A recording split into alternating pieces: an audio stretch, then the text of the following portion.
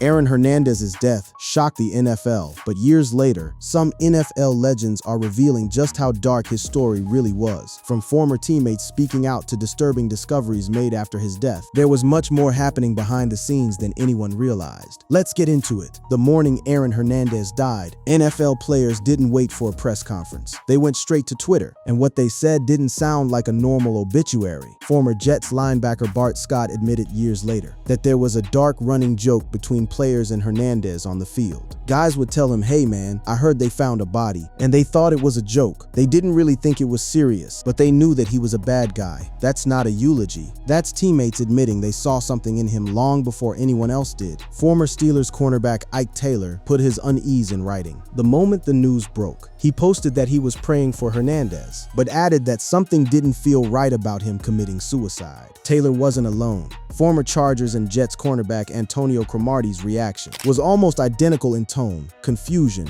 not closure. He wrote that he thought Hernandez was about to appeal his case and just typed "wow." Then there's the reaction that made headlines for a different reason. Hernandez's own former agent, Brian Murphy, didn't hedge at all. He came out and said flatly there was absolutely no chance that his one-time client killed himself, saying Hernandez was not a saint, but that his family loved him and he would never take his own life. Coming from the man who'd represented Hernandez professionally, that wasn't grief talk. That was a direct challenge to the official story. Wide receiver Dante Stallworth took a different angle entirely, calling out the tone of the celebration he was seeing online. He pointed out that while many people were reacting with excitement to Hernandez taking his own life, there was a 4-year-old daughter who now had to grow up with all of this. That one line reframed the whole story for a lot of people. This wasn't just a scandal ending. There was a kid on the other side of it. Former Dolphins center Mike Pouncey, who played alongside Hernandez at the University of Florida and had actually testified before the grand jury in the first murder case, posted something that sounded less like a football tweet and more like a message to a brother. He wrote that it was just a day earlier that the two of them had talked, and that his heart hurt because he'd gotten the worst news he could have imagined. Pouncey had every reason to distance himself from Hernandez. He didn't. Here's the timeline that made all of this land so hard, so fast. Hernandez was found dead in his prison cell, where he was serving a life sentence for the 2013 killing of Odin Lloyd, just days after being acquitted in a separate double murder case in Boston. He was found hung by a bedsheet shortly after 3 a.m. and pronounced dead an hour later at a hospital.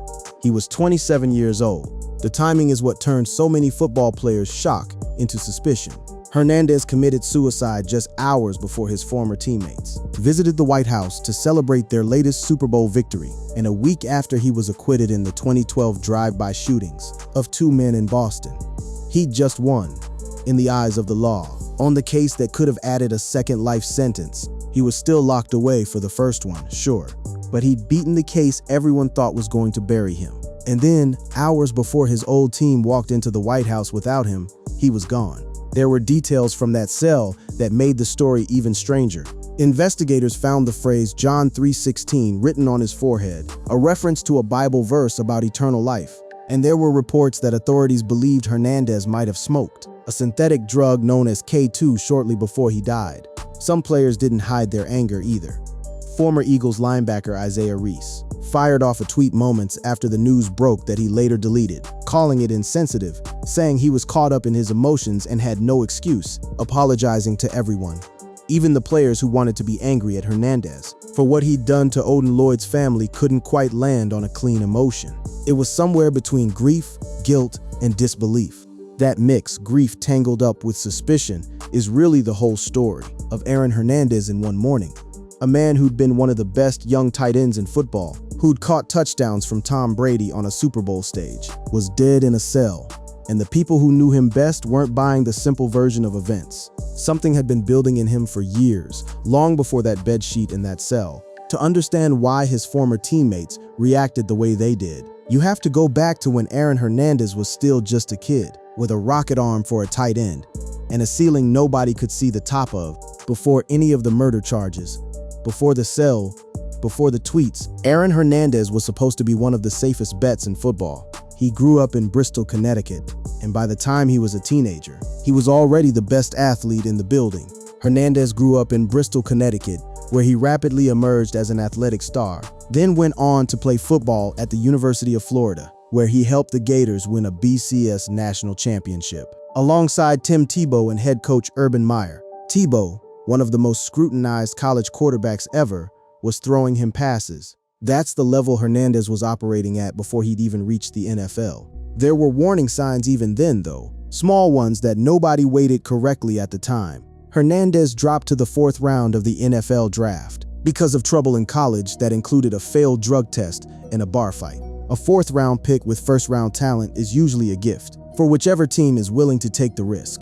The New England Patriots took it, and the gamble paid off immediately.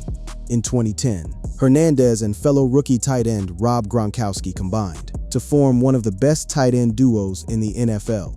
Bill Belichick had basically built a new kind of offense around two guys still in their early 20s. By his 2nd season, Hernandez wasn't just a role player anymore. In 2011, Hernandez finished the season with 910 yards and 7 touchdowns and was named to the Pro Bowl as an alternate. Then came the moment that's replayed more than almost any other clip of his career.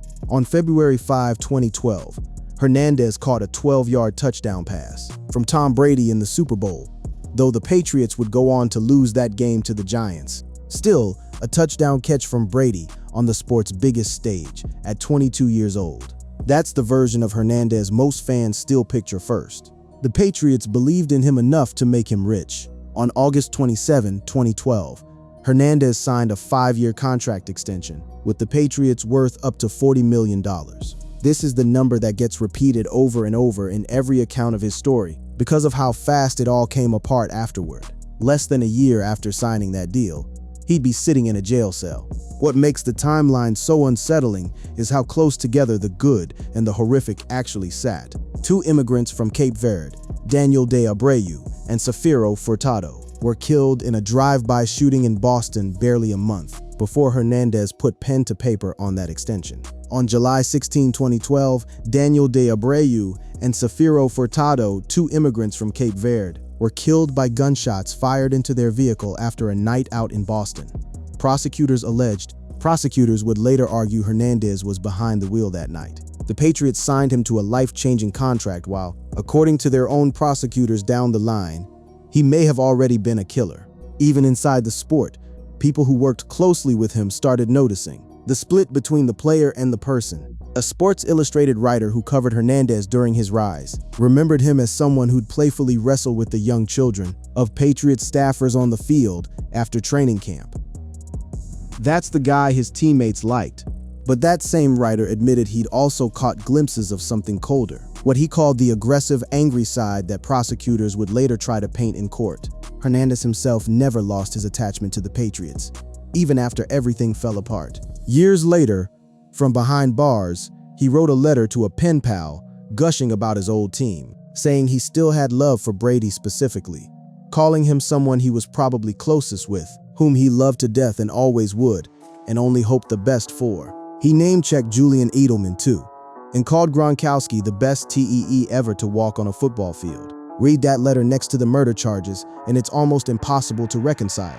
A guy sitting in a cell for killing a man, still writing fan mail about his old locker room. That's the tension that defines this whole chapter of his life. On the field, touchdowns, a title, a max-level tight end partnership with Gronkowski that should have lasted a decade. Off the field, a body already in the ground from a drive-by shooting nobody outside his circle knew about yet. 2 timelines running at once, and only one of them was visible to fans watching Sunday football. It wouldn't stay hidden much longer. Less than a year after signing that extension, another body would turn up, this time close enough to his own house that police wouldn't need much time to connect the dots. The story that ended Aaron Hernandez's career started with a jogger. On June 17, 2013, a jogger found the body of Odin Lloyd riddled with gunshots at an industrial park in North Attleboro, Massachusetts, about a mile from Hernandez's home. Lloyd wasn't a stranger passing through. He was a semi-professional football player, and he was connected to Hernandez in the most personal way possible. The relationship between the two men made the case sting even more. Lloyd was a 27-year-old, semi-professional football player who was dating the sister of Hernandez's fiancée. This wasn't a stranger, a rival, or a business dispute. This was practically family. Odin Lloyd was going to be at the same holiday dinners. Police moved fast. Hernandez was arrested at his home on June 26, 2013, 9 days after Lloyd's murder, and the Patriots immediately cut him. No suspension, no waiting for a verdict. New England ended the relationship the same day. At trial, prosecutors never landed on a clean motive, but they had a theory that painted Hernandez as far more dangerous than the touchdown-catching tight end fans remembered. Prosecutors suggested Lloyd may have been killed because he knew too much about Hernandez's alleged involvement in the deadly 2012 drive-by shooting in Boston, though the judge ruled that too speculative to present to the jury, so they never offered a motive beyond saying Hernandez appeared angry with Lloyd at a nightclub 2 nights before the killing. In other words, the murder that ended his career might have been about covering up an earlier one nobody even knew about yet.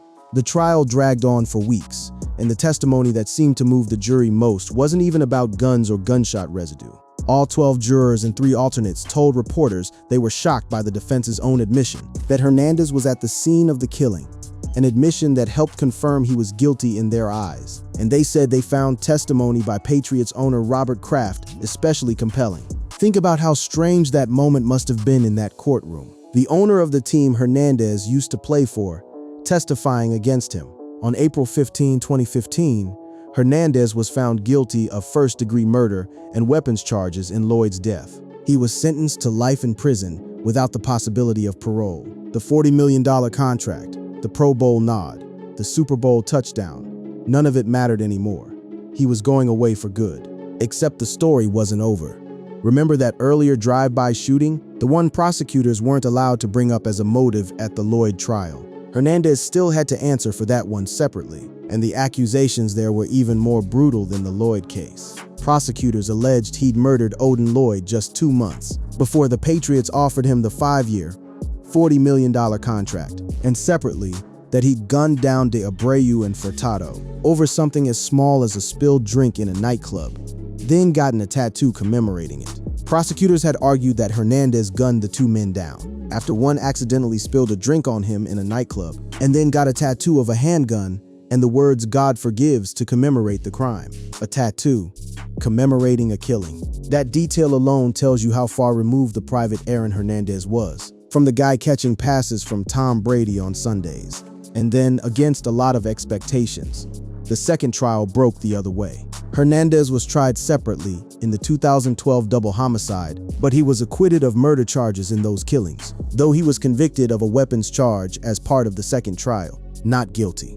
The man everyone assumed was going away twice over had just walked on the more brutal of the 2 cases. That acquittal is the hinge the entire tragedy swings on. He'd beaten the case that could have added a second life sentence, and he was still going to die in prison for the first one regardless. But psychologically, walking free on a double murder charge is not nothing. Friends who talked to him in those final days described him as upbeat, even hopeful, convinced his lawyers were building toward getting the Lloyd conviction overturned on appeal too. He wrote letters insisting on his innocence, saying he'd proved the haters wrong, and that God had put him in his situation for a reason. 5 days after that acquittal, he was dead. That gap from not guilty to a bedsheet in a cell is exactly why his former teammates reacted with confusion instead of closure. A guy who just won, who by his own letters still believed his appeal was coming, allegedly decided that same week to end it all. It didn't add up neatly for the men who knew him on the field, and it still doesn't add up neatly for a lot of people who've studied the case since. To understand why he might have snapped anyway, despite the win, despite the hope, you have to look inside his skull, literally, because what doctors found in his brain after he died changed the entire conversation about who Aaron Hernandez actually was. Within a day of Hernandez's death, his family made a decision that would end up reshaping how the entire country talked about football and violence. They agreed to send his brain to science. Although Hernandez's body was released the day he died, officials withheld some of his tissues, including his brain, until the cause of his death could be determined. Once that investigation was completed, his brain was released to Boston University's Chronic Traumatic Encephalopathy Center, which the statement said was the wish of his family. That center had already identified the disease in nearly 100 former football players, but nobody they'd studied was anywhere close to Hernandez's age. When the results came back months later, they weren't just bad. They were record-setting in the worst possible way. Dr. Ann McKee, the researcher who leads that center, told a room full of reporters that Hernandez's brain showed damage to a degree they'd never seen in our 468 brains, except for individuals very much older, and that the individuals with similarly severe damage had been at least 46 years old at the time of death. Hernandez was 27. The physical description of what they found is hard to hear without flinching. Where there should have been small ventricles in Hernandez's brain, there were large, fluid-filled ventricles that had expanded as brain tissue shrank, and where there should have been an intact membrane at the center of his brain, there was a degraded one.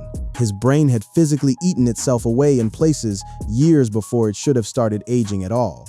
Doctors reported that his brain had atrophied in multiple regions, including the hippocampus and the fornix, and that these symptoms presented far more obviously, even to the naked eye, than in CTE patients much older than Hernandez. This wasn't a subtle diagnosis buried in a lab report. It was visible. McKee classified it formally, and the classification alone should stop you. Hernandez had stage 3 out of 4 of the disease, which can cause violent mood swings, depression, and other cognitive disorders. His attorney at the time, Jose Baez, relayed what the medical team had told him directly. We're told it was the most severe case they had ever seen for someone of Aaron's age. Baez went further, connecting the science to the behavior everyone had already witnessed in court and on the field, saying Hernandez had shown signs of memory loss, impulsivity, and aggression that could be attributed to CTE, and admitting when hindsight is 20/20, you look back and there are things you might have noticed. His legal team didn't stop at grief. Baez announced a lawsuit against the NFL and the Patriots, accusing them of hiding the true dangers of the sport. The claim was straightforward, that the league and the team knew, or should have known, what repeated head trauma does to a developing brain, and put him on the field anyway.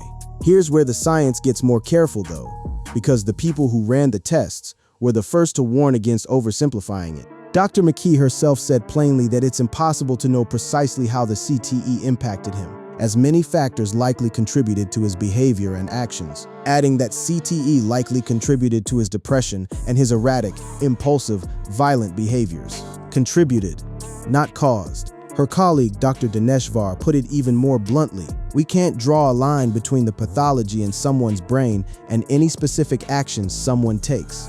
What the disease absolutely was connected to, according to the same researchers, was the ending.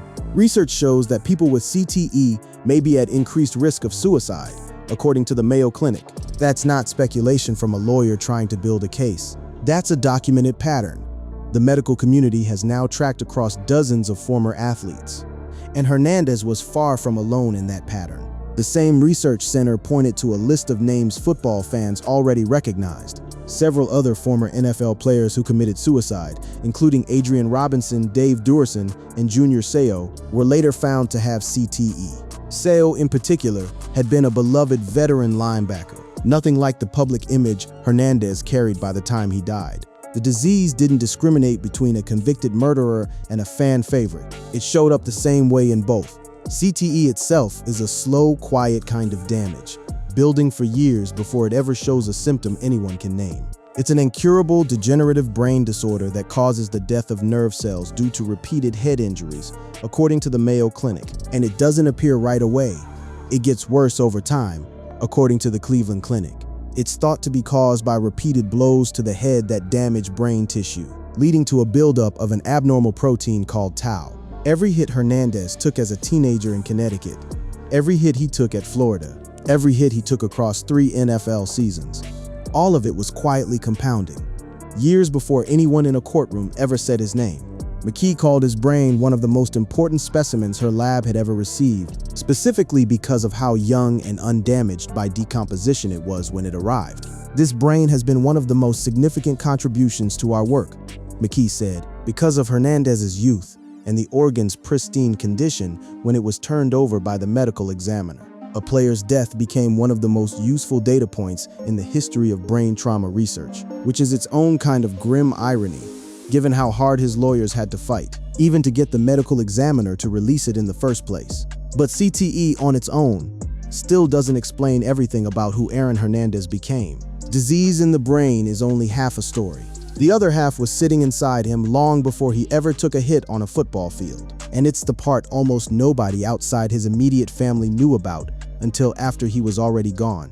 long before CTE, long before Odin Lloyd, long before the Patriots, there was a kid in Bristol, Connecticut, hiding two things from everyone he knew.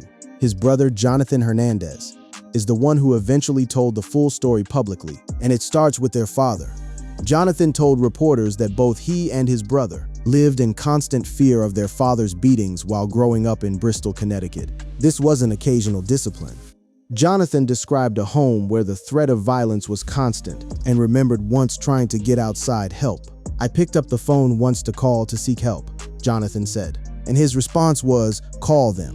And he handed me the phone and he said, "I'm going to beat you even harder, you and your brother, and they're going to have to pull me off of you when they knock down the door."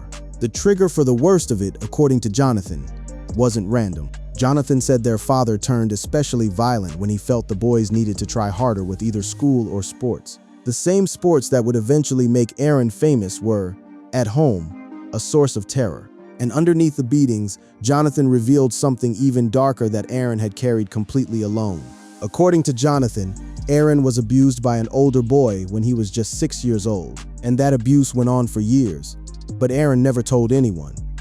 Jonathan explained exactly why his brother stayed silent for over a decade. "We were brought up in the sense that seeking help was weak and, crying was weak. Their father died when Aaron was still a teenager, and it didn't simplify anything. It complicated it further." Hernandez's father, Dennis Hernandez, died in 2006 when Aaron was 16.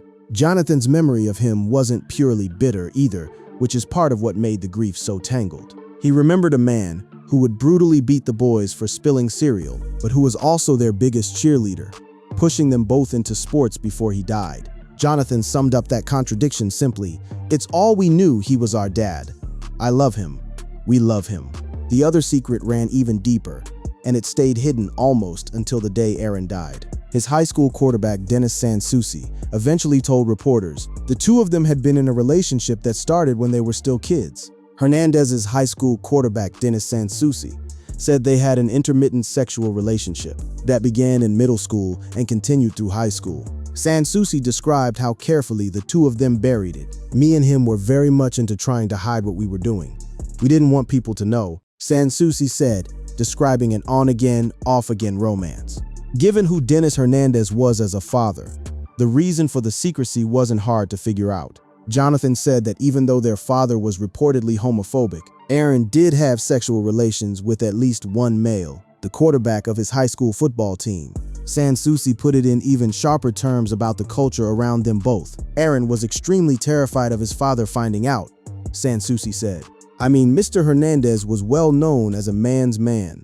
That fear didn't disappear when his father died. It followed him into the NFL, into the locker room, into the exact world that had made him famous." Sansucci later described the specific trap that a football locker room created for both of them. The macho atmosphere associated with football allowed him and Hernandez to conceal that they were gay. He put the internal conflict into words that are hard to forget. "I was in such denial because I was an athlete. You mean to tell me that the quarterback and the tight end was gay? He sleeps with other men. No, it doesn't sit right with people. It doesn't sit right within our own stomach at that time." That secret almost became public in the worst possible way, right before Hernandez died. A Boston radio journalist named Michaela McPhee had been quietly investigating whether Hernandez's sexuality was connected to a motive for Lloyd's killing, and the story leaked into public conversation just before his death. Hernandez's sexual orientation and the theory it was the motive behind Lloyd's killing was discussed on a radio show 2 days before his suicide. A journalist would later publish a piece claiming his sex life was being investigated as a potential motive right after he died. Sansucci only found the courage to live openly after Hernandez was already gone. Sansucci came out as gay after Aaron's death by suicide in 2017. He described the moment he finally told his own father the truth, years after keeping it hidden alongside Aaron. Sansucci said he came out and believes his former teammate would be proud of him for acknowledging their past, saying, "I really truly feel in my heart, I got the thumbs up from him." Put it all together and you get a much fuller picture than the one that existed the morning he died. The one that had his former teammates typing confused, angry, disbelieving tweets into their phones. A kid who was beaten for spilling cereal.